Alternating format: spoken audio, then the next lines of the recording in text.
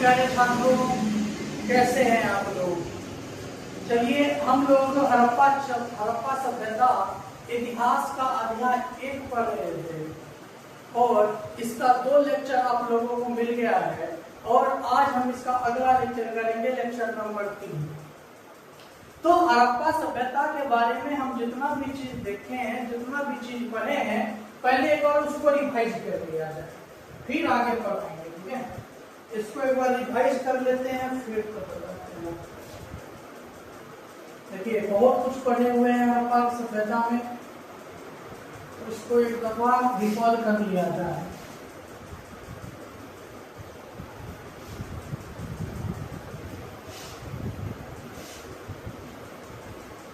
चलिए बात करते हैं हड़प्पा सभ्यता का। हड़प्पा सभ्यता सबसे पहले हम आपको बताए थे कि हड़प्पा सभ्यता का काल क्या था, कालखंड क्या था। हड़प्पा सभ्यता का कालखंड क्या है। तो कालखंड के विषय में बहुत सारी अलग अलग वैज्ञानिक अलग अलग समय बताया है। उसमें से जो सबसे मान्यता प्राप्त है, 2500 ईसा पूर्व से 1750 ईसा पूर्व, 2500 बीसी से 1750 बीसी, ये इसका सबसे मान्य कालखंड है। और बात करते हैं हड़प्पा सभ्यता का अन्य नाम। हड़प्पा सभ्यता का अन्य नाम क्या है। तो अन्य नाम बताए थे आपको कि हड़प्पा सभ्यता का एक नाम है सिंधु सभ्यता।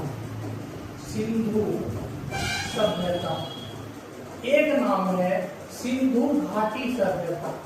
सिंधु घाटी सभ्यता एक नाम है कांस्यूटीन सभ्यता। कांस्यूटीन सभ्यता। अब देखिए इसका नाम हड़प्पा सभ्यता क्यों पड़ा, क्योंकि सबसे पहला जो शहर खोजा गया था इस सभ्यता का सबसे पहला शहर हड़प्पा था, इसीलिए इसका नाम क्या पड़ गया, हड़प्पा सभ्यता। और सिंधु सभ्यता क्यों पड़ा, क्योंकि ये जो पूरी सभ्यता है, ये पूरी सभ्यता सिंधु नदी के चारों ओर बसी हुई थी, इसीलिए इस सभ्यता का एक नाम पड़ गया सिंधु सभ्यता। कांस्ययुगीन सभ्यता, क्योंकि इस सभ्यता के लोग कांस्य का प्रयोग करते थे, इसीलिए इसका नाम पड़ गया कांस्ययुगीन सभ्यता। ये देखिए कांस्य, ये कांसा जो है ये बनता कैसे है। इसको तांबा और टीन को मिला दिया जाए। जब तांबा और टीन को मिला दिया जाता था तो इससे निर्माण होता था कांसा का। तांबा आता था ये राजस्थान से, इस सभ्यता के लोग तांबा लाते थे खेतरी माइन से, राजस्थान से, और टीन लाते थे अफगानिस्तान से। टीन लाते थे अफगानिस्तान से।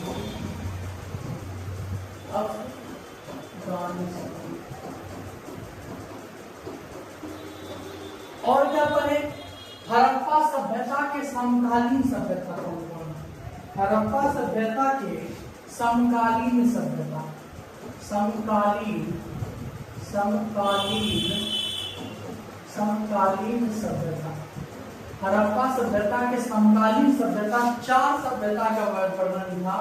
तो पहला जो सभ्यता था, पहला सभ्यता था मेसोपोटामिया। अगर आप पिछला 2 लेक्चर नहीं देखे हैं तो पहले उसको देखिए, फिर इसको देखिएगा। पहला सभ्यता था मेसोपोटामिया की सभ्यता, और दूसरा था मिस्र की सभ्यता।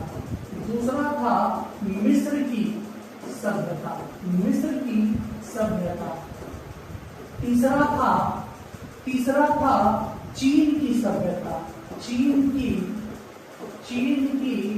सभ्यता, चीन की सभ्यता। और चौथा था हड़प्पा सभ्यता, चौथा था हड़प्पा सभ्यता। देखिए अभी से 2500 ईसा पूर्व पहले इस दुनिया में केवल 4 सभ्यताएं ही अस्तित्व में थी। उसमें से एक था भारतीय सभ्यता, हड़प्पा सभ्यता। हड़प्पा सभ्यता के साथ और कौन कौन से समकालीन सभ्यताएं थी? मेसोपोटामिया की सभ्यता, मिस्र की सभ्यता, चीन की सभ्यता और हड़प्पा सभ्यता। जिस तरह से हड़प्पा सभ्यता सिंधु नदी के किनारे था, सिंधु नदी। हड़प्पा सभ्यता किस नदी के तट पर बसा था? सिंधु नदी के तट पर। चीन की सभ्यता हांग हो नदी के तट पर था, हांग हो नदी के तट पर बसा था। मिस्र की सभ्यता नील नदी के तट पर बसी हुई थी। और मेसोपोटामिया दजला फरात नदी के तट पर बसी थी, दजला फरात नदी। मेसोपोटामिया की सभ्यता दजला फरात नदी के तट पर, मिस्र की सभ्यता नील नदी के तट पर, उसके बाद चीन की सभ्यता हांग हो नदी के तट पर और हड़प्पा सभ्यता सिंधु नदी के तट पर बसा हुआ था। अब बात करते हैं कि हड़प्पा सभ्यता का खोज कैसे हुआ। तो हड़प्पा सभ्यता का जो सबसे पहले जानकारी दिया गया, हड़प्पा सभ्यता का सबसे पहले जानकारी, सबसे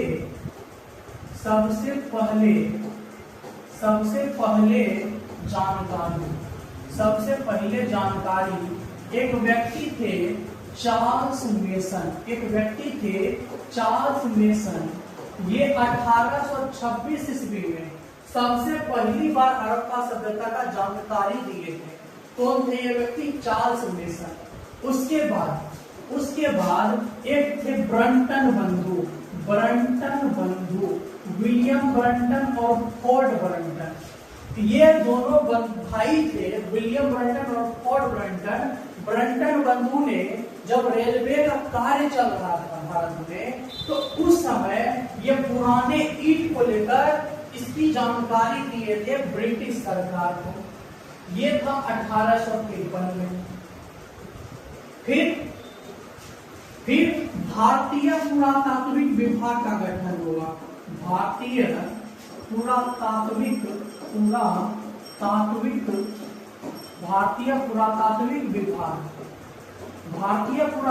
विभाग, इसका जो गठन होता है भारतीय पुरातात्विक विभाग का 1861 में। भारतीय पुरातात्विक विभाग का गठन होता है 1861 ईस्वी में। और इसके जो अध्यक्ष बने, इसके अध्यक्ष बनाया गया।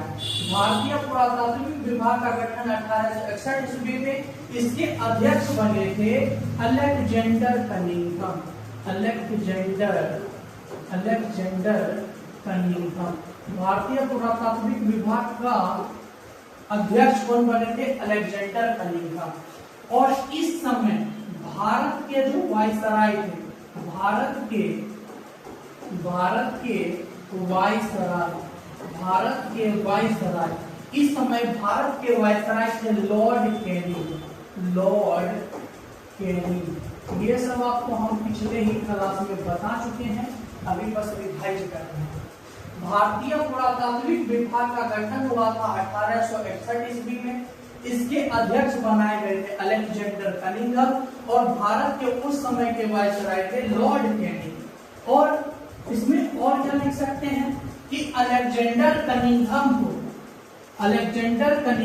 को भारतीय पुरातात्विक विभाग का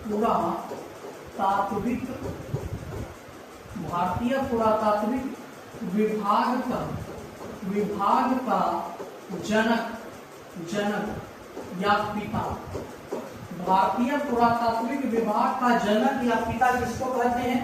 तो अलेक्जेंडर कनिंघम को भारतीय पुरातात्विक विभाग का जनक या पिता कहा जाता है। भारतीय पुरातात्विक विभाग का जनक या पिता किसको बोलते हैं? तो भारतीय पुरातात्विक विभाग का जनक या पिता अलेक्जेंडर कनिंघम को बोलते हैं। अब अलेक्जेंडर कनिंघम के बाद इसके अध्यक्ष इसके अध्यक्ष बने थे Robert Bruce foot.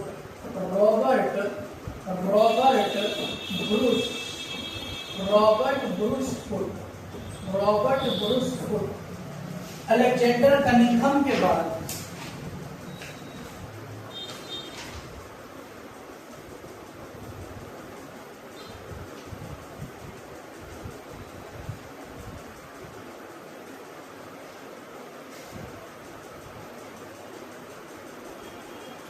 Robert Bruce foot नहीं होगा, एक सेकेंड। अलेक्जेंडर कनिंघम के बाद इसके जो अध्यक्ष बने थे ये बने थे जॉन मार्शल। कौन बने थे? John Marshall, sir John Marshall. Robert Bruce Alexander Cunningham के बाद भारतीय पुरातात्विक विभाग का जनक कौन बने थे? John Marshall. और इन्हीं के अगुवाई में, जॉन मार्शल के ही अगुवाई में दयाराम साहनी पहली बार खुदाई करते हैं 1921 ईस्वी में और खोज करते हैं हड़प्पा शहर का। पहली बार खुदाई करते हैं 1921 ईस्वी में और खोज करते हैं हड़प्पा शहर का। फिर 1922 ईस्वी में राखल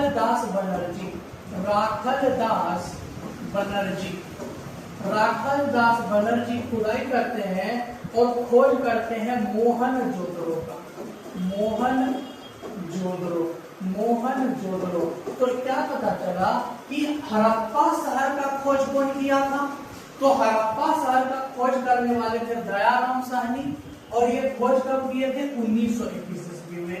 और 1922 ईस्वी में मोहनजोदड़ो का खोज किए थे राखल दास बनर्जी। चलिए, उम्मीद करते हैं कि इतना तो बात समझ में आ गया होगा। और नेक्स्ट पे आते हैं। अगला जो रिवाइज करना है हड़प्पा सभ्यता के बारे में कि हड़प्पा सभ्यता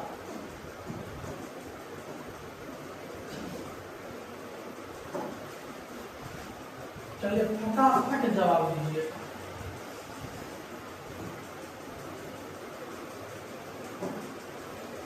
ये जो हड़प्पा सभ्यता है ये कैसी सभ्यता थी? हड़प्पा सभ्यता शहरी सभ्यता थी या ग्रामीण सभ्यता थी? तो पता है आपको, हड़प्पा सभ्यता विश्व की पहली शहरी सभ्यता था। विश्व की पहली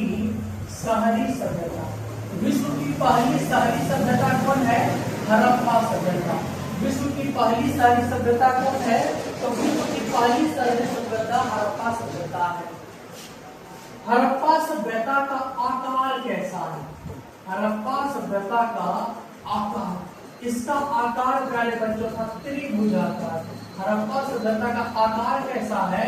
तो हड़प्पा सभ्यता का आकार है त्रिभुजाकार। हड़प्पा सभ्यता का आकार कैसा है?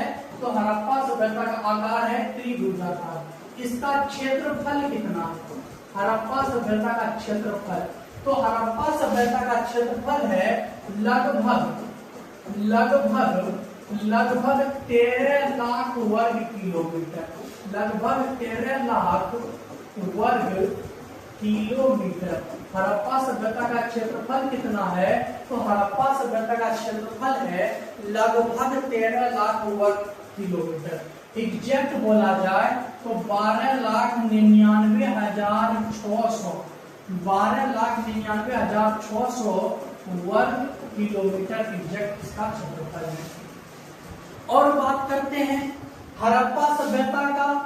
हड़प्पा सभ्यता का ये जो क्षेत्रफल है 13 लाख वर्ग किलोमीटर है। आकार कैसा है?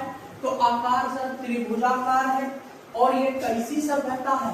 शहरी या ग्रामीण? तो विश्व की सबसे पहली शहरी सभ्यता है हड़प्पा सभ्यता। हड़प्पा सभ्यता किस नदी के तट पर बसा था? किस नदी के तट पर? तो सिंधु तथा उसके सहायक नदी के तट पर हड़प्पा सभ्यता बसा था। और हड़प्पा सभ्यता किन किन देशों में फैला हुआ था? तो हड़प्पा सभ्यता जो फैला हुआ था वो फैला हुआ था भारत में, पाकिस्तान में, भारत में, पाकिस्तान में और अफगानिस्तान में। भारत में, पाकिस्तान में और अफगानिस्तान में हड़प्पा सभ्यता 3 देश में फैला था। वो 3 देश कौन कौन है? भारत, पाकिस्तान और अफगानिस्तान। भारत, पाकिस्तान और अफगानिस्तान में हड़प्पा सभ्यता का विस्तार था।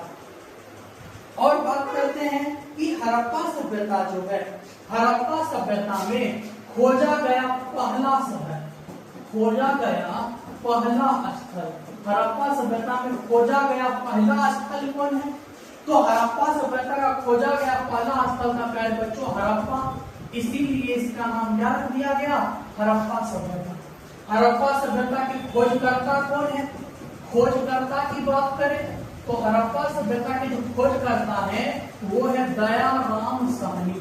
दयाराम साहनी, दयाराम साहनी कब खोजे थे? तो 1921 ईस्वी में खोजे थे, 1921 ईस्वी में। और आपको बताए थे कि हड़प्पा सभ्यता का जो है क्षेत्रफल त्रिभुजाकार है और इसका अब हम पढ़ेंगे इसका बॉर्डर एरिया के बारे में। ठीक है, चलिए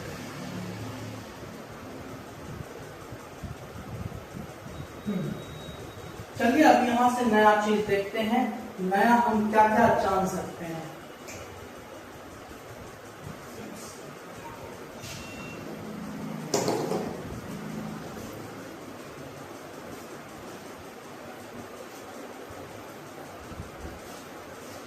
पहले हड़प्पा सभ्यता का सारा स्थल के बारे में जानते हैं कि हड़प्पा सभ्यता का कौन सा स्थल कहाँ है और किस नदी के किनारे बसा हुआ है। ठीक है, तो चलिए स्टार्ट करते हैं। हड़प्पा सभ्यता,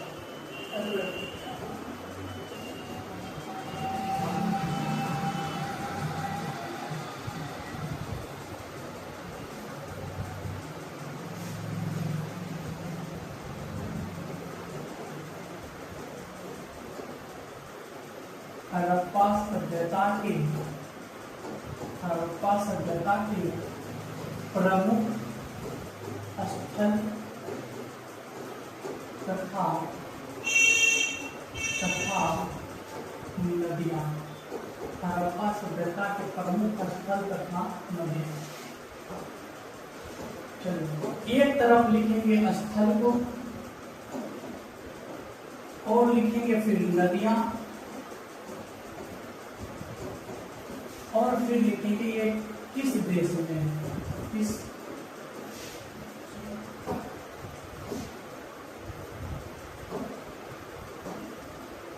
लिखेंगे देश या राज्य। हड़प्पा सभ्यता का खोजा गया जो सबसे पहला स्थल था, हड़प्पा सभ्यता का खोजा गया जो सबसे पहला स्थल था, पहला स्थल था कौन? हड़प्पा। पहला स्थल था हड़प्पा। दूसरा स्थल था मोहनजोदड़ो, मोहनजोदड़ो। तीसरा स्थल था चनबुदरो, चनबुदरो, चनबुदरो। फिर था कोट दीजी, कोट दीजी, कोट दीजी। ठीक है, फिर लिखेंगे रोपर,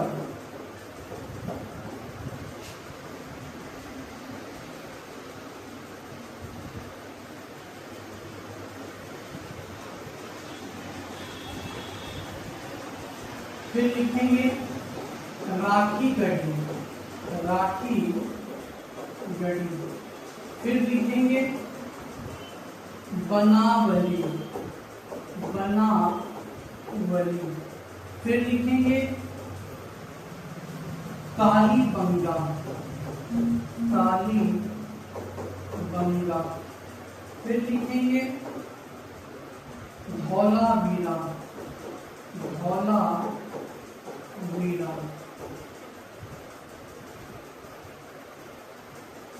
धौलावीरा के बाद, धौलावीरा के बाद आ जाएगा हमारा लोथल,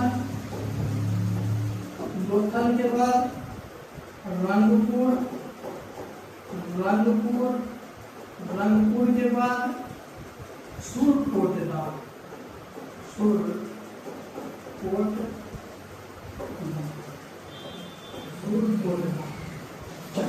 आप पढ़ते हैं कि ये जो स्थल है ये किस नदी के किनारे बसा हुआ है।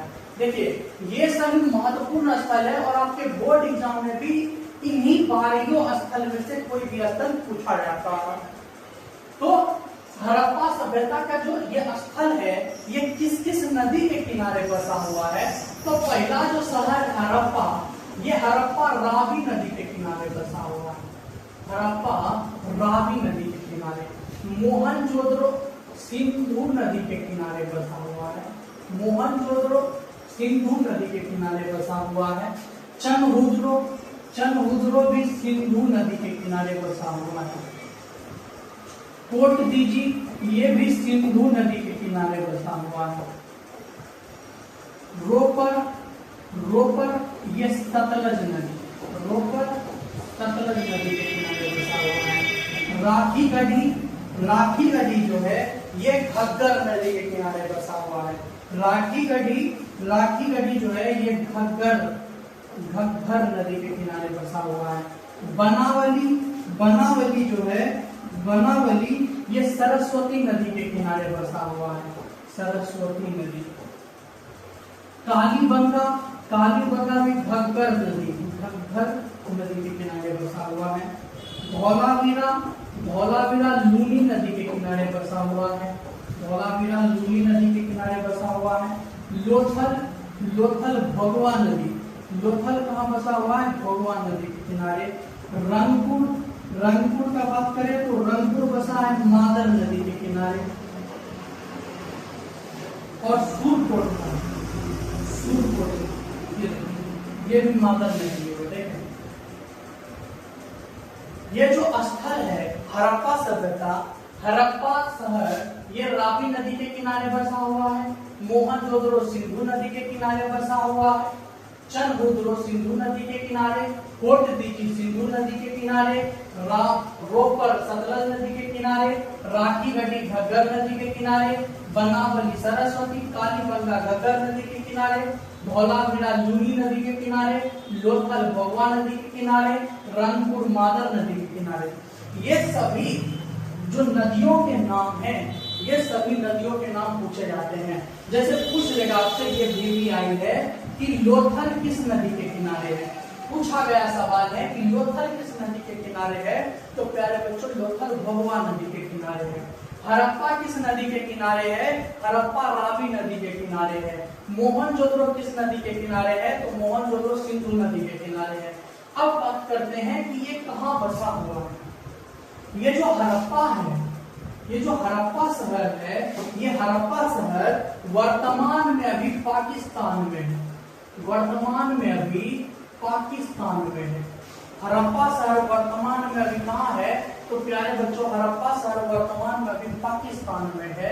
पाकिस्तान में पंजाब प्रांत, पाकिस्तान में भी कहाँ है?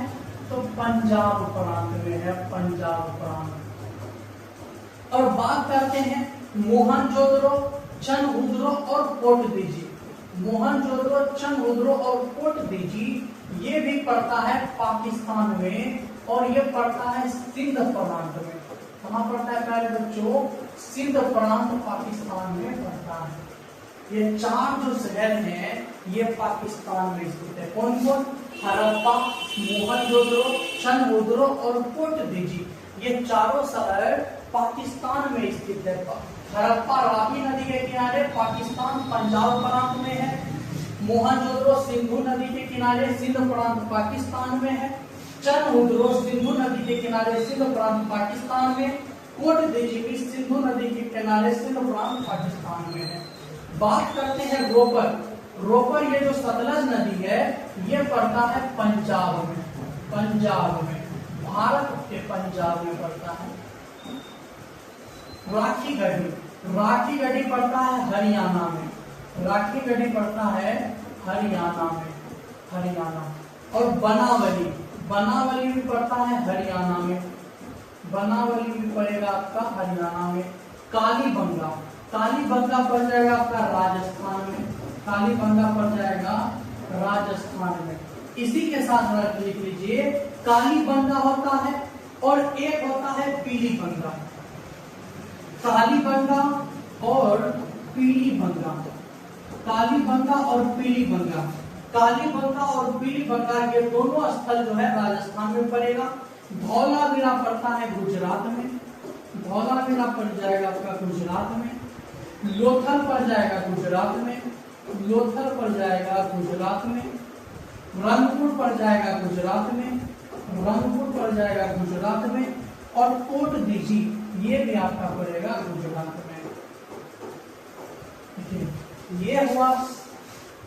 अभी इसको फिर डिटेल्स में पढ़ेंगे, जैसे हड़प्पा अलग पढ़ेंगे, मोहनजोदड़ो अलग पढ़ेंगे।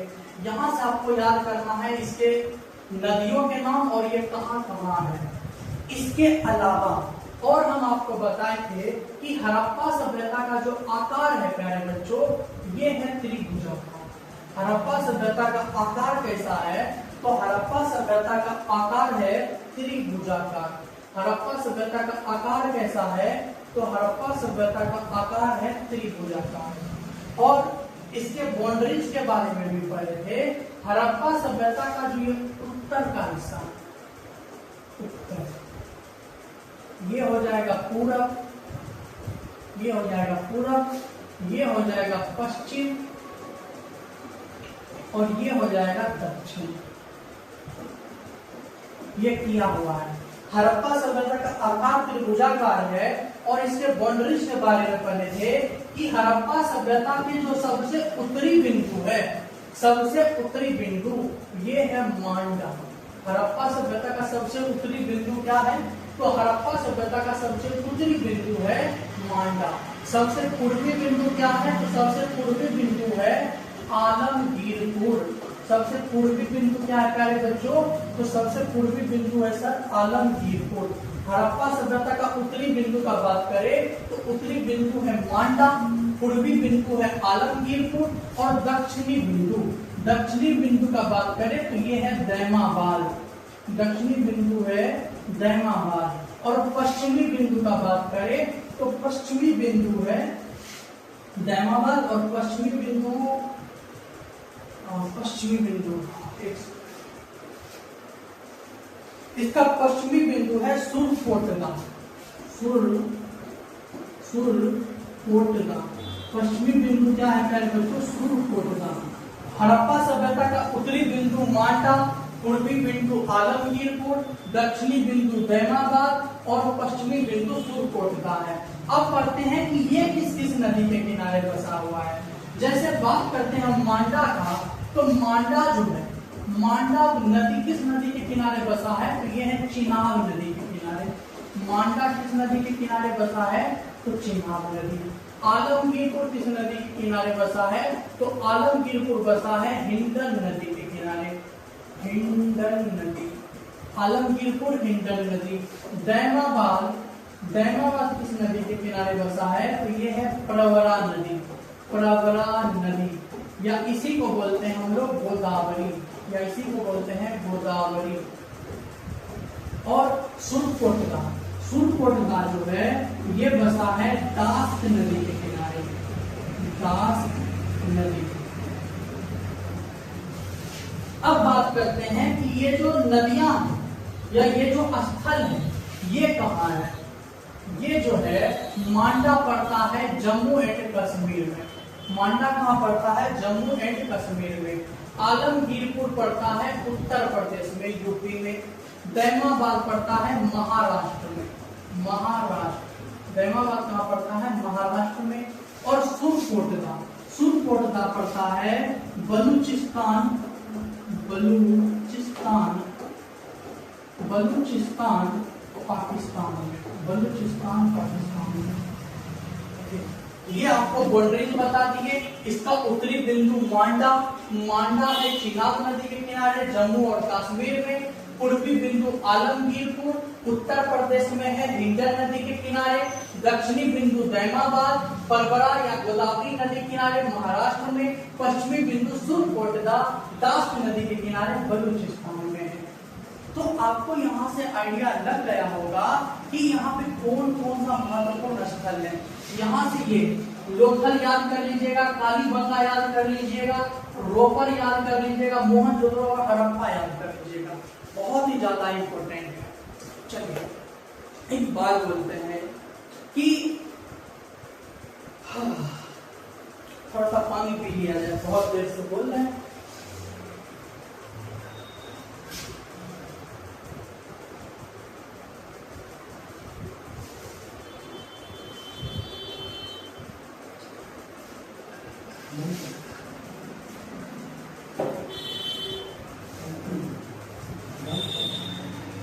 सुनिए कि बात यह है कि ये आ गया है मई का महीना। ये कौन सा महीना है प्यारे बच्चों? ये मई का महीना है और ये चल रहा है 5वां महीना। अगर आप बोर्ड एग्जाम के दृष्टि से देखिएगा तो आपका जो बोर्ड एग्जाम है यहां से बस कुछ ही महीने 7 से 8 महीने की दूरी पे, ठीक। और हम चाहते हैं कि ये पूरा बोर्ड एग्जाम आते आते आपको एकदम अच्छे से तैयार कर दिया जाए। ऑफलाइन में जो है तो है, ऑनलाइन में भी एकदम अच्छी तैयारी हो जाए। तो इसी दृष्टि से हम बहुत चाहते हैं कि बहुत दिल से मेरा इच्छा है कि आप लोगों का डेली क्लास लगाया जाए, डेली आपको बताया जाए, डेली आपको अच्छा अच्छा सवाल दिया जाए जो आपके एग्जाम के दृष्टि से बहुत महत्वपूर्ण होगा। दिक्कत यहाँ पे क्या है कि अभी जो है थोड़ा सा मेरा मन जो है ना बेचैन हो रहा है, मतलब अंदर से ना इंसान भरा हुआ है, समझ रहे हो? अभी क्लास लेने में इतना मुश्किल है कि हमको खुद से नहीं पता है क्या कर रहे हैं क्या नहीं कर रहे हैं, लाइफ किधर जा रहा है किधर नहीं जा रहा है, एकदम अंदर से भरे पड़े, बहुत भरे पड़े। बस यही चाहते हैं कि कोई मिले तो दिल से सुने मेरे को, यार किसी को सुनाना है, बहुत भरे पड़े हैं, बहुत, समझ रहे? चलो किसी दिन विस्तार से बताएंगे। अभी जो प्रॉब्लम चल रहा है ना जिंदगी में, उससे तो लड़ ही रहे हैं और आगे भी लड़ेंगे।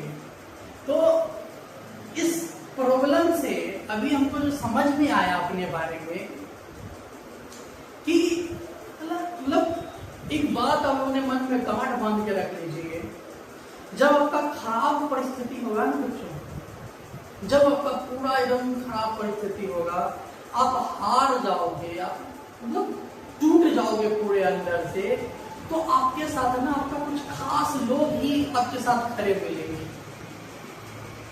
फैमिली हो सकता है, दोस्त हो सकता है, आपकी पार्टनर, आपका पार्टनर हो सकता है जो आपके साथ खड़ा मिलेगा।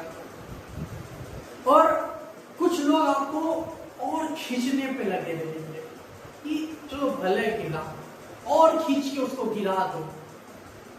और हमेशा एक ही बात दिमाग में रखना है कि अभी खराब समय है, ठीक है। हम अपने आप को डेली इसी तरह से मोटिवेट करते हैं कि आज मेरा खराब समय चल रहा है, कल खराब नहीं होगा। समय बदल रहा है तो दिन भी बदल रहा है, आज खराब है जरूरी थोड़ी है कि कल भी खराब होगा।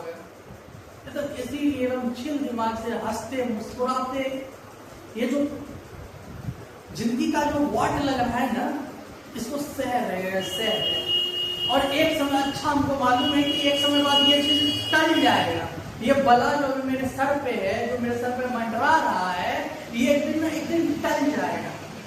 परंतु ये जो बला है ना, ये इंसान का पहचान दे गया है, बहुत भारी पहचान दे गया है। कौन इंसान मेरी जिंदगी के लिए अच्छा है, कौन इंसान मेरी जिंदगी के लिए खराब है, ये सब एकदम बहुत अच्छे से सीख गए हैं। मतलब हमको लगता है कि जिंदगी कभी कभी ना कुछ अच्छा ही करने के लिए जिंदगी में प्रॉब्लम होती है। उससे पता चल जाता है कि आपके साथ वो इंसान खड़ा रहने वाला है या नहीं। तो चलिए विशेष बात तो होते रहेगा, फिर कभी बताएंगे आपको। एक बार बस इस प्रॉब्लम से निकल जाने दीजिए, फिर आपको अच्छे से सारा स्टोरी समझाएंगे। चलिए, ये उम्मीद करते हैं आपको समझ में आ गया होगा। हड़प्पा किस नदी के किनारे है? तो हड़प्पा सर रावी नदी के किनारे है। कहाँ पड़ता है? पंजाब प्रांत पाकिस्तान में। मोहनजोदड़ो सिंधु नदी के किनारे है, तो कहाँ पड़ता है? सिंध प्रांत पाकिस्तान में। चंद्रभद्रो भी सिंधु नदी के किनारे है, कहाँ पड़ता है? सिंध प्रांत पाकिस्तान में। कोट दीजी ये भी सिंधु नदी के किनारे है और ये कहाँ पड़ता है? सिंध प्रांत पाकिस्तान में। रोपर सतलज नदी के किनारे है। रोपर कहाँ है प्यारे बच्चों? तो देखिए, रोपर सतलज नदी के किनारे है और ये पड़ता है पंजाब भारत में। राखी नदी घग्गर नदी के किनारे है, पड़ता है हरियाणा में। बनावली सरस्वती नदी के किनारे है, पड़ता है हरियाणा में। कालीबंगा या पीलीबंगा, कालीबंगा बोले या पीलीबंगा बोले, ये पड़ता है घग्गर नदी के किनारे राजस्थान में। धौलावीरा लूनी नदी गुजरात में। लोथल भोगवा नदी गुजरात में। रंगपुर मादर नदी गुजरात में। और सुरकोटदा ये भी प्यारे बच्चों पड़ता है गुजरात में। चलिए, अब बात करते हैं कि शहरों पर।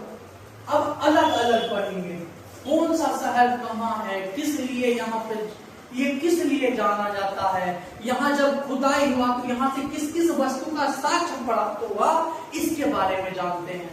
तो जल्दी जल्दी से इसको थोड़ा सा देखते हैं, ठीक है। तो सबसे पहले हम पढ़ेंगे हड़प्पा। सबसे पहले जो शहर पढ़ेंगे वो पढ़ेंगे हड़प्पा के बारे में। हड़प्पा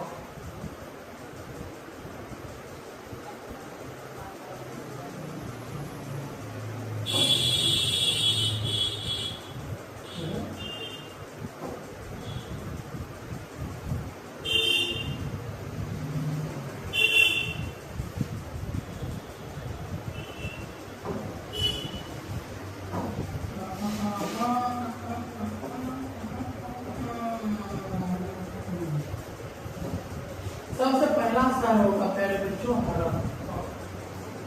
हड़प्पा के बारे में जानते हैं। आपको इसमें से कुछ बात पता है कि ये जो हड़प्पा है, हड़प्पा के खोजकर्ता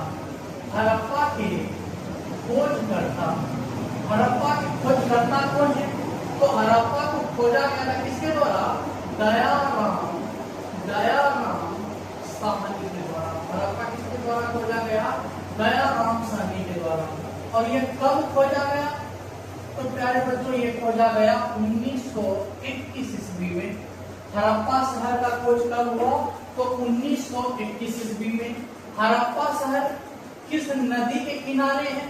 तो हड़प्पा शहर प्यारे बच्चों रावी नदी के किनारे है। हड़प्पा शहर किस नदी के किनारे है? तो हड़प्पा शहर रावी नदी के किनारे बसा हुआ है। और क्या करेंगे कि ये जो हड़प्पा शहर है ये कहाँ स्थित है? ये कहाँ स्थित है? ये स्थित है पंजाब प्रांत पाकिस्तान में। हड़प्पा शहर कहाँ स्थित है? पंजाब प्रांत पाकिस्तान में स्थित है। पाकिस्तान में कहाँ पे है? तो साहिवाल जिला। पाकिस्तान में एक जिला है जिसका नाम है साहिवाल। पाकिस्तान के साहिवाल जिला में स्थित है। किस नदी के किनारे? रावी नदी के किनारे। हड़प्पा का खोज कौन किए थे? दयाराम साहनी। कब किए थे? तो 1921 ईस्वी में। हड़प्पा का खोज कब हुआ था? 1921 ईस्वी में। और इसका खोज करने वाले व्यक्ति कौन थे? तो इसका खोज करने वाले व्यक्ति थे प्यारे बच्चों दयाराम साहनी। और ये कहाँ स्थित है? तो पाकिस्तान के साहिवाल जिला के पंजाब प्रांत में स्थित है। पाकिस्तान के साहिवाल जिला के पंजाब प्रांत में स्थित है। अब बात करते हैं कि यहाँ से किस किस चीज का साक्ष्य मिला। यहाँ से किस किस चीज का साक्ष्य मिला? साक्ष्य, मिलने वाले साक्ष्य। साक्ष्य का मतलब जब यहाँ पे प्यारे बच्चों खुदाई किया गया था, जब हड़प्पा सभ्यता का खुदाई चल रहा था, तो यहाँ किस किस वस्तु का प्रमाण मिला, किस किस वस्तु का साक्ष्य मिला, इसके बारे में जानते हैं। तो हड़प्पा सभ्यता से हड़प्पा सभ्यता का जब साक्ष्य का बात करें तो हड़प्पा सभ्यता से सबसे पहला जो साक्ष्य मिला था ये था कुम्हार का चाक। कुम्हार का चाक। सोचिए, अभी जो दिया बनाने वाला कुम्हार होता है उसके पास देखने में एक चक्का होता है, वो ऐसा ऐसा रस्सी ऐसा लाठी से उसको घुमाता है फिर दिया बनाता है। तो उस समय अभी से 2500 साल, अभी से बोले तो अभी से 5000 साल पहले कुम्हार का चाक था। तो कुम्हार का चाक का साक्ष्य कहाँ से मिलता है? तो कुम्हार के चाक का साक्ष्य मिलता है हड़प्पा से। और क्या मिलता है? तो और यहाँ मिलता है श्रमिक आवास। श्रमिक आवास का भी साक्ष्य कहाँ से मिलता है पहले बच्चों? हड़प्पा से। श्रमिक आवास का भी साक्ष्य कहाँ से मिलता है? हड़प्पा। मतलब कि यहाँ पे श्रमिक लोग रहते होंगे, हड़प्पा में श्रमिक लोग रहते होंगे। और ये श्रमिक जो है, अच्छा बताइए, श्रमिक लोग ज्यादा खाना खाएगा कि कम खाना खाएगा? श्रमिक लोग ज्यादा खाएगा कि कम खाएगा? राजा के मुकाबले श्रमिक लोग कम खाएगा, उसके पास आमदनी कम है। तो इसीलिए श्रमिक आवास के बाद यहाँ मिला था छोटा सा स्नानागार।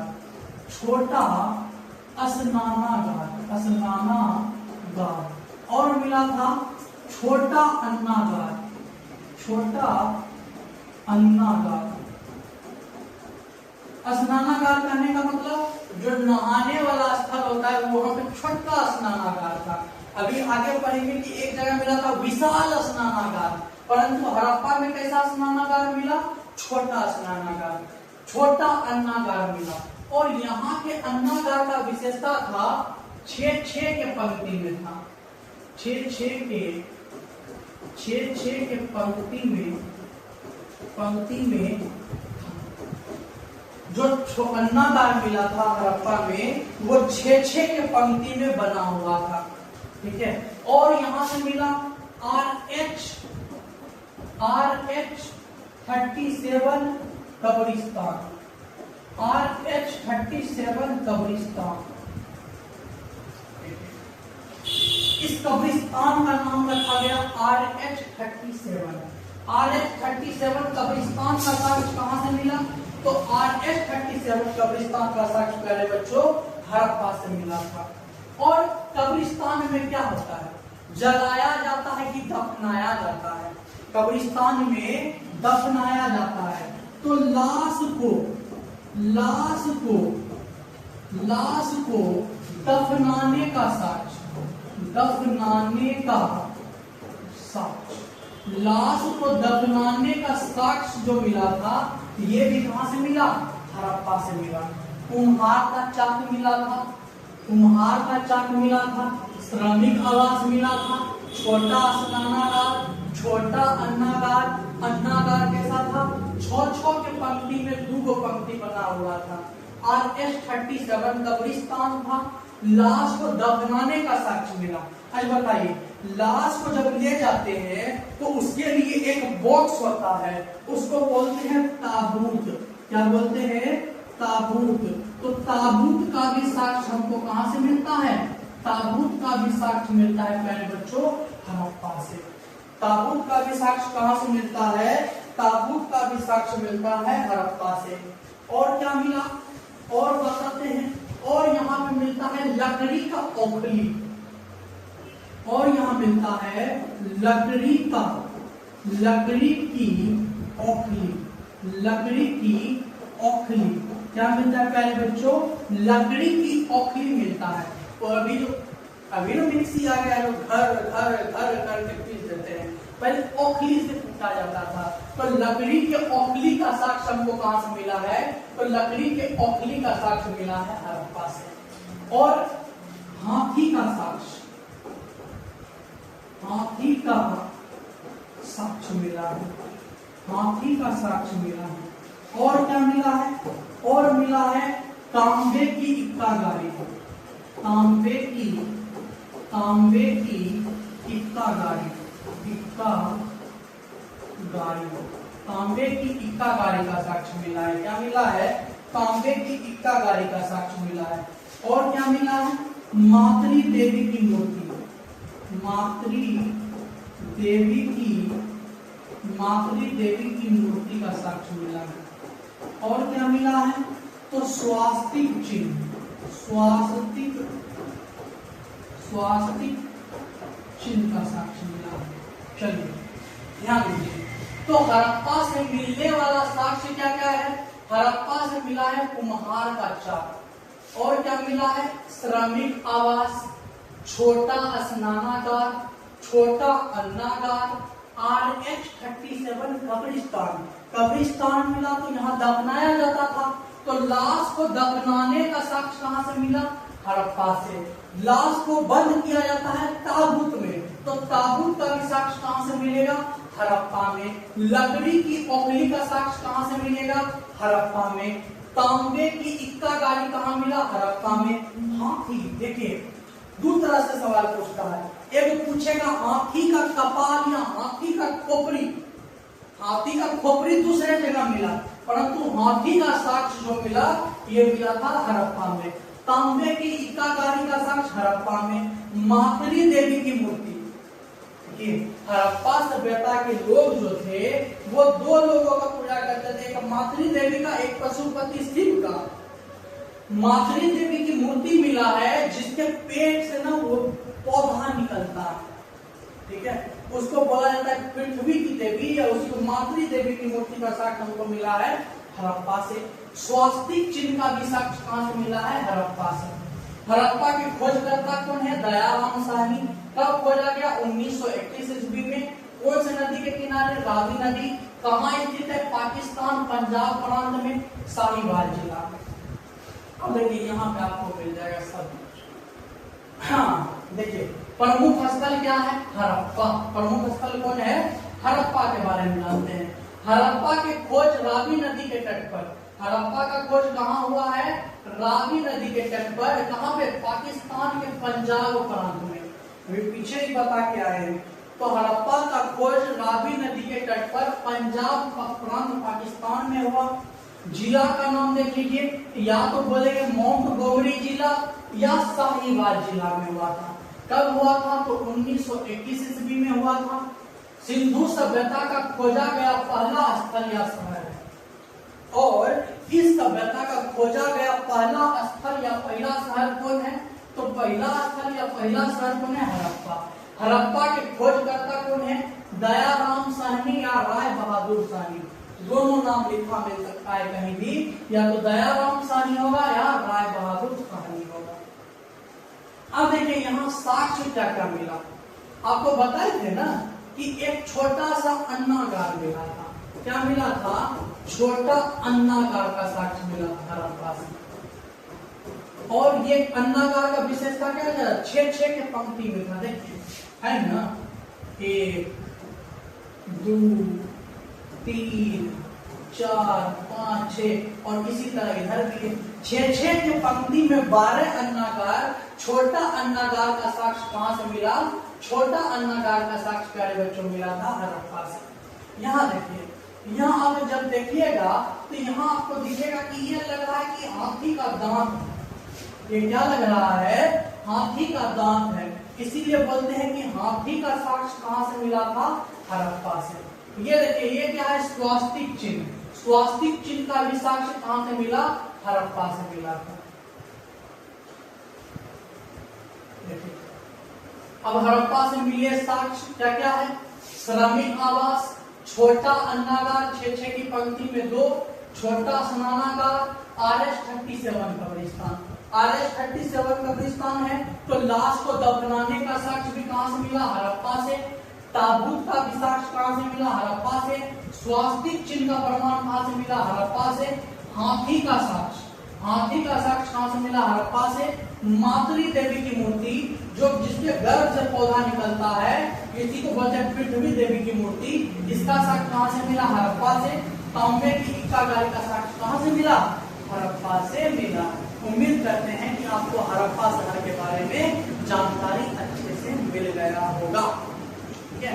तो एक बार रिवाइज कीजिए जल्दी से मेरे साथ, बोलिए कि हड़प्पा किस नदी के किनारे? हड़प्पा शहर रावी नदी के किनारे बसा हुआ है। कहाँ पे है? पंजाब प्रांत पाकिस्तान में। जिला पूछे तो साहिवाल जिला या माउंट गोमरी जिला। हड़प्पा का खोज कब हुआ था? तो हड़प्पा का खोज हुआ था 1921 ईस्वी में। ठीक है, हड़प्पा से किस चीज का साक्ष्य मिला? तो हड़प्पा से मिला था श्रमिक आवास, छोटा अन्नागार, छोटा स्नानागार, RS-37 कब्रिस्तान, मातृ देवी की मूर्ति, हाथी का साक्ष्य, स्वास्तिक चिन्ह का साक्ष्य और तांबे की गाड़ी का साक्ष्य। चलिए अब बढ़ते हैं हमारा दूसरा सेकेंड। चलिए तुम 3 हो से पढ़ेंगे, पाकिस्तान वाला आज खत्म करना है। ठीक है,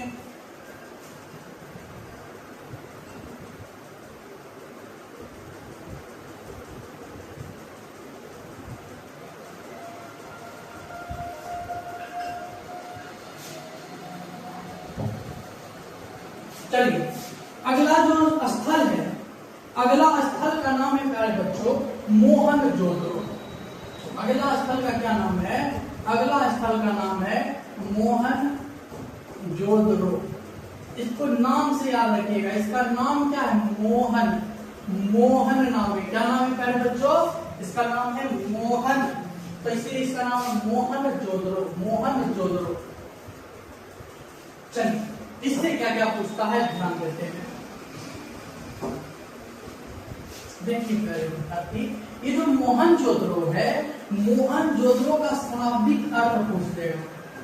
मोहनजोदड़ो का शाब्दिक अर्थ, मोहनजोदड़ो का शाब्दिक अर्थ अगर आपको पता है कि मोहनजोदड़ो का शाब्दिक अर्थ क्या है तो आप जल्दी से पहले इसको कमेंट में बताइए। ठीक है, तो मोहनजोदड़ो का जो खोज करता है, मोहनजोदड़ो के खोजकर्ता, मोहनजोदड़ो के खोजकर्ता कौन है? तो मोहनजोदड़ो के खोजकर्ता है R.D. बनर्जी, राखल दास बनर्जी। मोहनजोदड़ो के खोजकर्ता कौन है प्यारे विद्यार्थियों? तो मोहनजोदड़ो के खोजकर्ता है राखल दास बनर्जी, या इन्हीं को बोलते हैं R.D. बनर्जी। R.D. बनर्जी। देखिए मोहनजोदड़ो का खोज कब हुआ? ये खोज कब हुआ? तो ये खोज हुआ था 1922 ईस्वी में। जब हड़प्पा का खोज हो गया था उसके अगले ही साल राखल दास बनर्जी के द्वारा मोहनजोदड़ो का खोज कर दिया गया। मोहनजोदड़ो किस नदी के किनारे बसा है? तो मोहनजोदड़ो प्यारे विद्यार्थियों ये सिंधु नदी के किनारे बसा है। किस नदी के किनारे बसा है? तो मोहनजोदड़ो सिंधु नदी के किनारे। ये कहाँ स्थित है? मोहनजोदड़ो कहाँ स्थित है? तो स्थित है ये सिंध प्रांत में। सिंध प्रांत पाकिस्तान में। मोहनजोदड़ो कहाँ स्थित है? तो सिंध प्रांत पाकिस्तान में। जिला पूछ लेगा तो लरकाना जिला में। लरकाना जिला। मोहनजोदड़ो किस जिला में स्थित है? तो लरकाना जिला में स्थित है और सिंध प्रांत पाकिस्तान में है। आपसे यहाँ पे सवाल पूछे थे कि मोहनजोदड़ो का शाब्दिक अर्थ क्या होता है? मोहनजोदड़ो का शाब्दिक अर्थ होता है प्यारे बच्चों मृतकों का टीला। मृतकों का मोहनजोदड़ो का शाब्दिक अर्थ क्या होता है? तो मोहनजोदड़ो का शाब्दिक अर्थ होता है मृतकों का टीला। मतलब यहाँ पे बहुत सारा लाश मिला था, बहुत सारा। जब इसका खुदाई चल रहा था तो इसको एक जगह पे भर भर के लाश मिलता था, हड्डी मिलता था, इसीलिए इसको मोहनजोदड़ो नाम दिया गया। और मोहनजोदड़ो का शाब्दिक अर्थ होता है मृतकों का टीला। बहुत दूरी आई है। मोहनजोदड़ो का शाब्दिक अर्थ क्या होता है? मृतकों का टीला। मोहनजोदड़ो के खोजकर्ता कौन है? राखल दास बनर्जी। खोज कब किए थे? 1922 ईस्वी में। कौन से नदी के तट पर? सिंधु नदी के तट पर। कहाँ स्थित है? लरकाना जिला, सिंध प्रांत पाकिस्तान में स्थित है। अब बात करते हैं यहाँ से मिलने वाले साक्ष्य के बारे में। यहाँ से मिलने वाले साक्ष्य के बारे में मोहनजोदड़ो से क्या क्या साक्ष्य मिला है? मोहनजोदड़ो से किस किस चीज का साक्ष्य प्राप्त हुआ है? साक्ष्य। मोहनजोदड़ो से किस किस चीज का साक्ष्य प्राप्त हुआ है? पहला देखिए, यहां मानते हैं मोहनजोदड़ो में मोहन जो है, मोहन एक लड़का है, ऊपर से पंडित है। मोहन क्या है? पंडित है। तो पंडित को बोलते हैं पुरोहित। पंडित को क्या बोलते हैं? पुरोहित। तो मोहनजोदड़ो में यहाँ पे मिला है पुरोहित आवास। पुरोहित आवास। पुरोहित आवास। मोहनजोदड़ो में क्या मिला है प्यारे विद्यार्थियों? पुरोहित आवास का साक्ष्य मिला है। मतलब यहाँ पे पंडित जी लोग रहते थे। अब देखिए, पंडित जी जो है वो डेली जगेंगे, ठीक है, हवन कुंड करेंगे, पूजा पहले डेली जगेंगे, स्नान करेंगे। तो सुबह सुबह स्नान के लिए तो तालाब में नहीं जाएंगे, तो उनके घर में कुआं होता था। तो घरों में कुआं का साक्ष्य, घरों में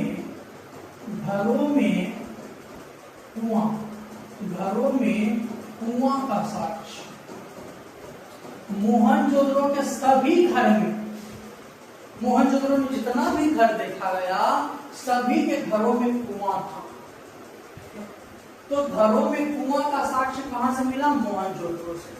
अब पंडित जी नहा लिए, अब पंडित जी वस्त्र धारण करेंगे। तो पंडित जी का जो फेवरेट कपड़ा है सूती कपड़ा, तो सूती कपड़ा का साक्ष्य, सूती कपड़ा का साक्ष्य भी कहां से मिलता है? मोहनजोदड़ो से। सूती कपड़ा का साक्ष्य कहां से मिलता है? तो सूती कपड़ा का साक्ष्य मिलता है मोहनजोदड़ो से। और ये जो सूती कपड़ा होता है, ये बनता है कपास से। सूती कपड़ा किससे बनता है? कपास से। तो कपास का भी प्रमाण मिलता है, कपास का भी प्रमाण मिलता है, ठीक है। तो पुरोहित आवास मिला, सभी के घरों में कुआं का साक्ष्य मिला, उसके बाद सूती कपड़ा का साक्ष्य मिला और कपास का साक्ष्य मिला। किस चीज का साक्ष्य मिला? कपास का साक्ष्य मिला। अब बात करते हैं, यहां पे मिलता है विशाल स्नानागार। जैसे कि हड़प्पा में छोटा स्नानागार था, तो यहां मिलता है विशाल स्नानागार। यहाँ क्या मिलता है? विशाल स्नानागार। और क्या मिलेगा? विशाल अन्नागार। विशाल अन्नागार। और क्या मिलता है? एक दाढ़ी वाले पुरुष।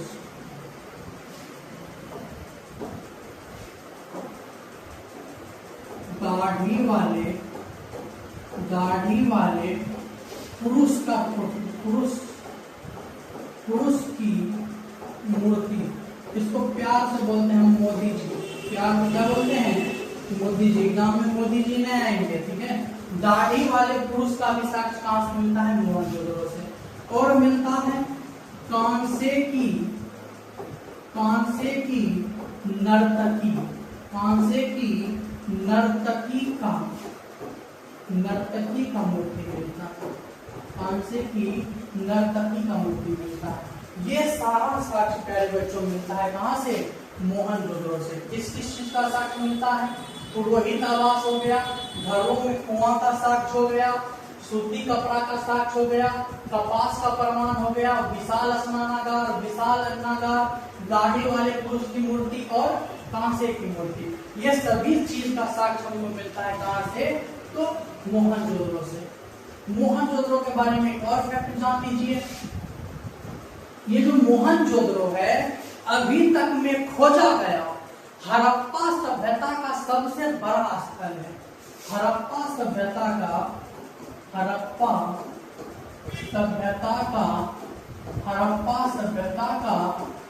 सबसे बड़ा स्थल याद रखिएगा। हड़प्पा सभ्यता का सबसे बड़ा स्थल कौन है? तो हड़प्पा सभ्यता का सबसे बड़ा स्थल है मोहनजोदड़ो। हड़प्पा सभ्यता का सबसे बड़ा स्थल कौन है? तो हड़प्पा सभ्यता का सबसे बड़ा स्थल है प्यारे विद्यार्थियों मोहनजोदड़ो। एक और नोट करके लिख लीजिए, नोट, बहुत इंपॉर्टेंट नोट।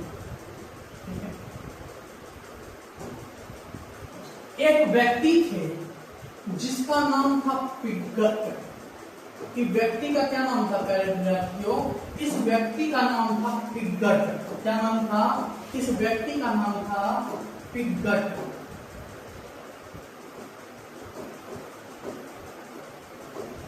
पिगट, इस व्यक्ति का क्या नाम था? इस व्यक्ति का नाम था पिगट।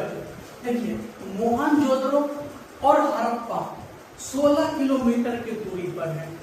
मोहनजोदड़ो और हड़प्पा 16 किलोमीटर की दूरी पर है, मतलब आसपास ही है।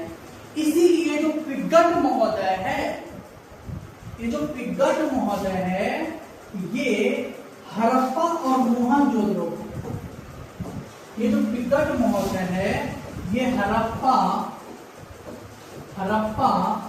और मोहनजोदड़ो को, हड़प्पा और मोहनजोदड़ो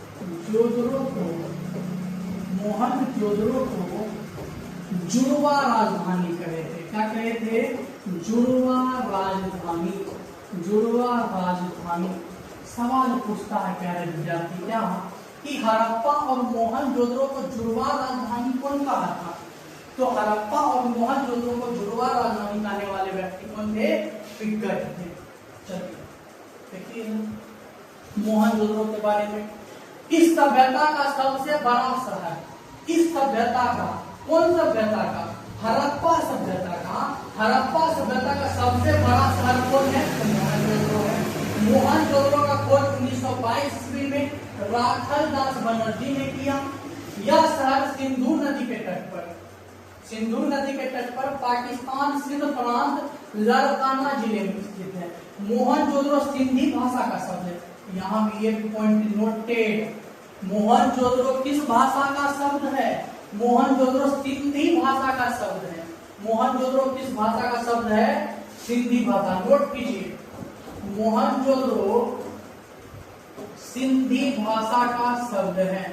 सिंधी भाषा का शब्द, सिंधी भाषा का शब्द। मोहनजोदड़ो किस भाषा का शब्द है? तो मोहनजोदड़ो सिंधी भाषा का शब्द है। और इसका शाब्दिक अर्थ क्या होता है? इसका शाब्दिक अर्थ होता है मृतकों का टीला। यहाँ के आसपास की भूमि बहुत उपजाऊ थी, इसीलिए इसे सिंध का बाग भी कहा जाता है। ये इतना इंपॉर्टेंट नहीं है। अब देखिए यहाँ से मिलने वाला साक्ष्य। देखिए एक और चीज छूट गया था इनके, इसके साक्ष्य में एक और चीज ऐड कर देते हैं। मोहनजोदड़ो से बोले थे कि हड़प्पा सभ्यता के लोग दो को पूजा करते थे। एक पूजा करते थे पशुपति शिव का, दूसरा पूजा करते थे मातृ देवी की मूर्ति का।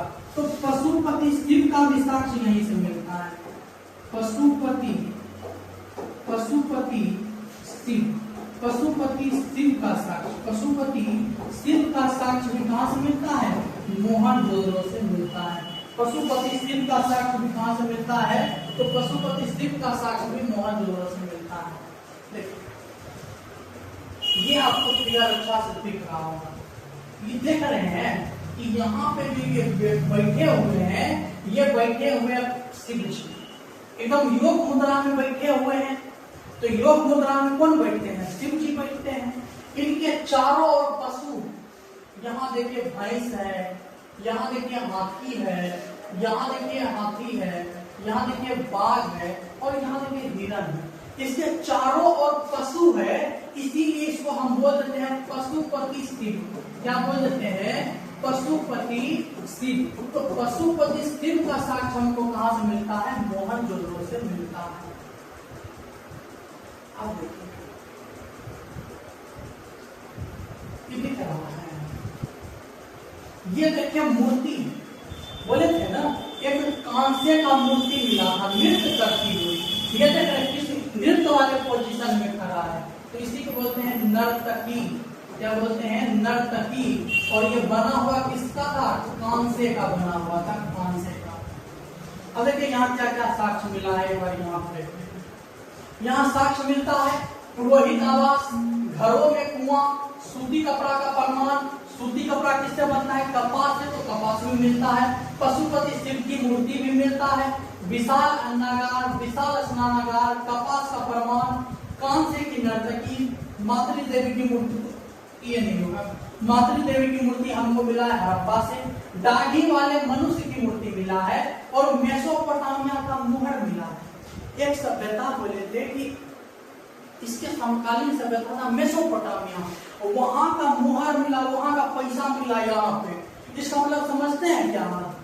इसका मुहर यहाँ कैसे मिल गया? है कि वहां का लोग यहाँ के लोग से व्यापार करता था, कपास खरीद के लेके जाता था, नील खरीद के लेके जाता था, इसीलिए वहां का सिक्का हमको यहाँ मिला है। देख रहे हैं, यही है दाढ़ी वाला पुरुष। देख रहे हैं, दाढ़ी, यही मूर्ति मिला है, यही है दाढ़ी वाला पुरुष, इसी को हम बोलते हैं मोदी जी। याद रखिएगा, अगर बोले मोदी जी या दाढ़ी वाला पुरुष तो क्या होगा? मोहनजोदड़ो में मिला। ये देखिए, ये है नर्तकी, सॉरी ये है नर्तकी, वो मातृ देवी का मूर्ति था। ये देख रहे, त्रिभंग मुद्रा में खड़ा है, नृत्य वाले पोजीशन में खड़ा है। सबके घर में कुआं मिला है, सबके घर में कुआं। ये देखिए कि ये मुद्रा मिला है, ये सब क्या है? मुद्रा है, यहाँ से मिलने वाला मुद्रा। पशुपति शिव की मूर्ति। अब देखिए, इसको हम लास्ट में अंतिम में बताएंगे पशुपति शिव के बारे में। आगे हम बढ़ जाते हैं, विशाल स्नानागार, ये सब अंतिम में बताया जाएगा। देखिए, यहाँ पे एक पॉइंट बताए थे, हड़प्पा और मोहनजोदड़ो आसपास होने के कारण पिरगट महोदय ने इसे क्या कहा है? जुड़वा राजधानी कहा है। पिरगट महोदय इसको क्या कहे हैं? जुड़वा राजधानी। चलिए, बहुत समय हो गया है, आज के लिए इतना ही क्लास रखते हैं। आज के लिए इतना ही। जय हिंद, जय भारत। आज 2 को पढ़ाए हैं, कल आपको जो है इसके अगला स्थल पढ़ाएंगे। उम्मीद करते हैं कि आपको मजा आया होगा। इसी तरह हंस बोल के पढ़ाएंगे, पढ़ते रहिए, खुश रहिए, मस्त रहिए। जय हिंद, जय भारत।